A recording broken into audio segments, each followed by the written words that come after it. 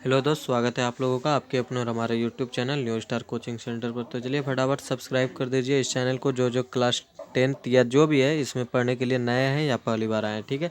तो बता दें, ये क्लास 10th का मॉडल पेपर है और ये साइंस यानी विज्ञान का है और कोई कंपनी नहीं बल्कि खुद बिहार बोर्ड द्वारा जो जारी किया जाता है इंटरनेट पर का मॉडल पेपर है, ठीक है।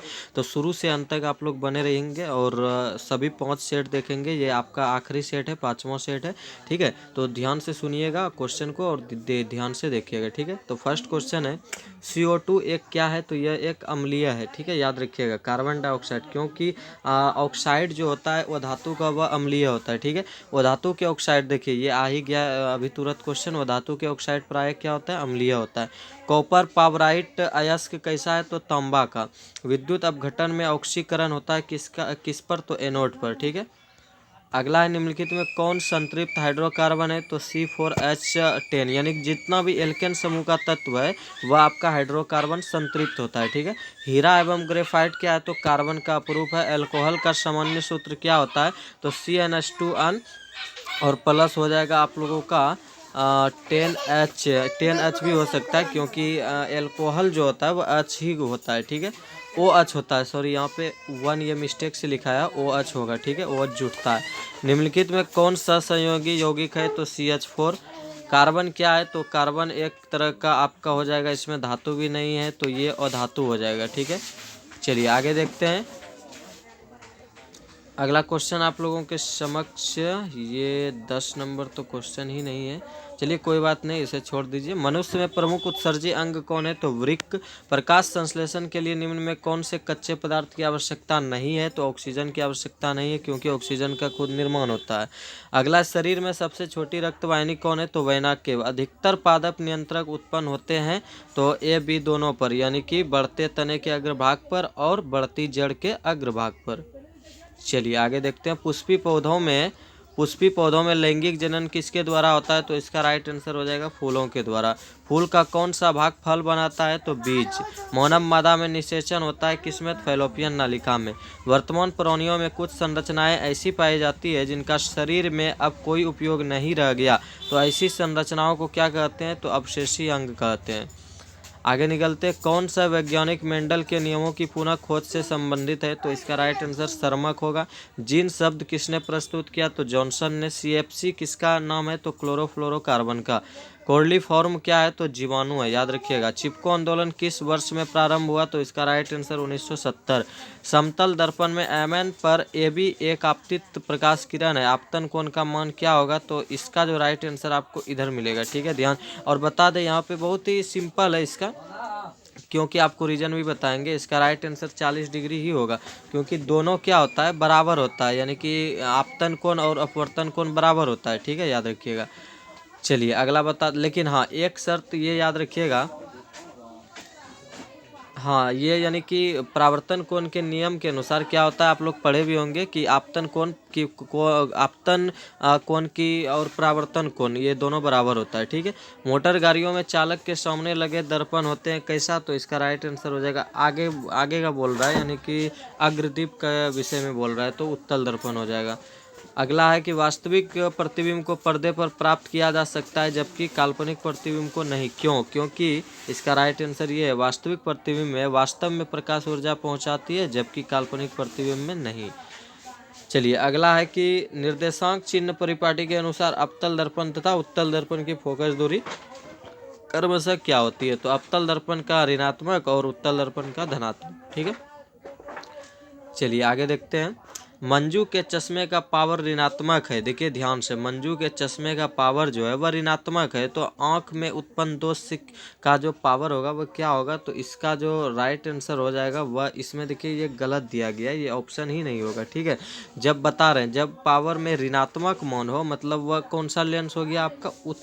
अवतल लेंस हो गया, ठीक है। जब अवतल लेंस होता है तो वह कौन सा आपका हो गया? ये यानी कि अवतल लेंस तो निकट दृष्टि दोष, याद रखिएगा, ठीक है। यानी माइनस का मतलब अवतल लेंस तो निकट दृष्टि दोष, ठीक है, याद रखिएगा। चलिए अगला देखते हैं हम लोग। तो अगला है कि एक स्वस्थ आंख के लिए दूर बिंदु कहाँ है, तो अनंत। एक अवशेषित वस्तु ए दूसरी वस्तु बी को आकर्षित करती है, वस्तु बी क्या होगी, तो प्रयुक्त दोनों में से एक, यानी कि आवेशित भी हो सकता है या उदासीन भी हो सकता है, या दोनों। ठीक है। अगला होगा स्वतंत्र धन आवेश विद्युत क्षेत्र में गति करता है, तो मतलब क्या होगा इसका, किसकी ओर, तो निम्न विभव के विद्युत क्षेत्र की ओर। 100 वाट 220 वोल्ट के विद्युत बल्ब के तंतु का प्रतिरोध कितना होगा, 484 ओम।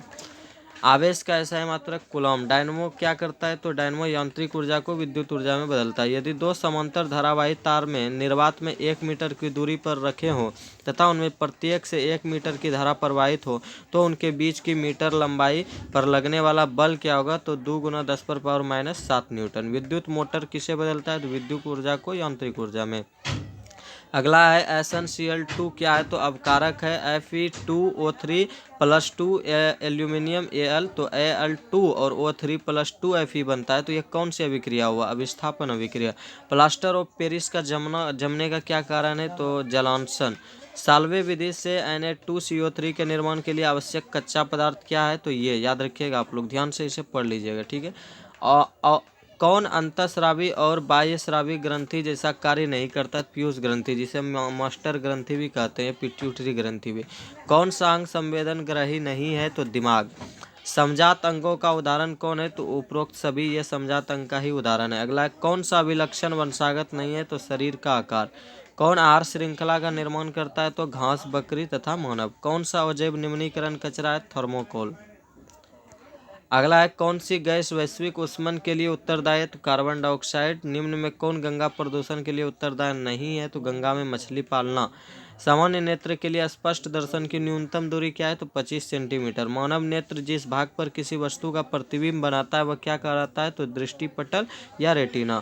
मानव नेत्र में किस प्रकार का लेंस पाया जाता है, तो उत्तल लेंस। अभिनेत्र लेंस की फोकस दूरी में परिवर्तित किया जाता है किसके द्वारा, पक्षमाभिक पेशी द्वारा। अगला है कि एक पर पावर 0 यानी कि वो कहलाता है एंगस्ट्रॉन का मान कितना होता है, तो 10⁻⁻10 मीटर। और उसके बाद है दृश्य प्रकाश में किस वर्ण का तरंगदैर्ध्य अधिकतम होता है, तो लाल का। निकट दृष्टि दोष का निवारण किस लेंस से होता है, तो अवतल लेंस। स्पेक्ट्रम प्राप्त करने के लिए किसका उपयोग किया जाता है, प्रिज्म का। जो नेत्र निकट स्थित वस्तु को साफ नहीं देख सकता है उस नेत्र में क्या होता है, तो दूर दृष्टि दोष, याद रखिएगा। अगला श्वेत प्रकाश में कितने रंग होते हैं, तो 7। सामान्य आंख के लिए दूर बिंदु क्या है, तो अनंत। और उसके बाद है किस दृष्टि दोष को अवतल और उत्तल दोनों लेंस से यानी कि ठीक किया जाता है, तो जरा दूरदर्शिता। मानव नेत्र अभिनेत्र लेंस की फोकस दूरी को समायोजित करके विभिन्न दूरियों पर रखी वस्तुओं को फोकसित कर सकती है। ऐसा हो पाने का कारण क्या है, तो समंजन। जब सूर्य का प्रकाश वायुमंडल से गुजरता है तो वायु के सूक्ष्म कणों कण कण किस रंग के प्रकाश को अधिक प्रबलता से प्रकिरणित कर देता है, तो नीला। इसलिए आसमान हमें नीला दिखाई देता है। स्पेक्ट्रम में किस रंग की किरण का झुकाव अधिक होता है, तो बैंगनी। और सबसे कम किसका होता है, तो लाल का। ठीक है, याद रखिएगा। नेत्र में प्रवेश करते समय प्रकाश के परिमाण को नियंत्रित कौन करता है, तो आइरिस। अंतरिक्ष यात्री को आकाश कैसा दिखता है, तो काला। आकाश का रंग नीला होने का कारण क्या है, तो यानी प्रकीर्णन हो जाएगा आपका, प्रकाश का प्रकीर्णन। नेत्र में प्रवेश करने वाली प्रकाश किरणों का अधिकांश अपवर्तन होता है कॉर्निया के बाहरी पृष्ठ पर। प्रकाश के किस रंग का प्रकीर्णन सबसे कम होता है, तो आपको पहले भी बता चुके हैं यहाँ पे, लाल। किस रंग के प्रकाश का तरंगदैर्ध्य सबसे कम होता है, तो इसका बैंगनी हो जाएगा सबसे कम, और सबसे ज़्यादा लाल का तरंगदैर्ध्य यानी मोटाई। इंद्रधनुष की भीतरी हिस्सा किस रंग का होता है, तो इसका जो राइट आंसर हो जाएगा आप लोगों का, भीतरी हिस्सा बोल रहा है तो बैजानी हापी हो से हो जाएगा हरा आपका। ठीक है, ये गलत है। अगला है किसी कोलाइडी विलयन में निलंबित कणों से प्रकाश के परिकिरण को क्या कहा जाता है, टिंडल प्रभाव। पुतली के साइज को कौन नियंत्रित करता है, तो परितारिका। दीर्घ दृष्टि यानी दूर दृष्टि दोष का उपचार किस लेंस से होता है, तो उत्तल लेंस से। और अवतल लेंस से निकट दृष्टि दोष का। तरंगदैर्ध्य को सामान्यतः व्यक्त किया जाता है किसमें, तो एंगस्ट्रम में। उसके बाद है निम्नलिखित में कौन नेत्र का रंगीन भाग होता है, तो परितारिका। वायुमंडल में प्रकाश के किस वर्ण का प्रकीर्णन अधिक होता है, तो नीला का। प्रकाश की किस घटना के कारण सूर्य हमें वास्तविक सूर्योदय से लगभग 2 मिनट पूर्व दिखाई देता है, तो वायुमंडलीय अपवर्तन के कारण। अगला टिंडल प्रभाव प्रकाश की कौन सी परिघटना को प्रदर्शित करती है? प्रकाश का प्रकीर्णन। पानी से भरी बाल्टी गहराई कम दिखती है, इसका कारण क्या है? इसका कारण है अपवर्तन। ठीक है। एक साधारण प्रिज्म कितने सतहों से घिरा होता है? तो 5 सतहों से। चलिए, ये आपका 5वां सेट खत्म हुआ और आपका यानी साइंस का खत्म हुआ। अब अगले विषय संस्कृत के लिए रेडी रहेंगे, और जो जो नहीं पढ़े तो उसे भी शेयर करें, वो भी पढ़ लेगा। Good bye.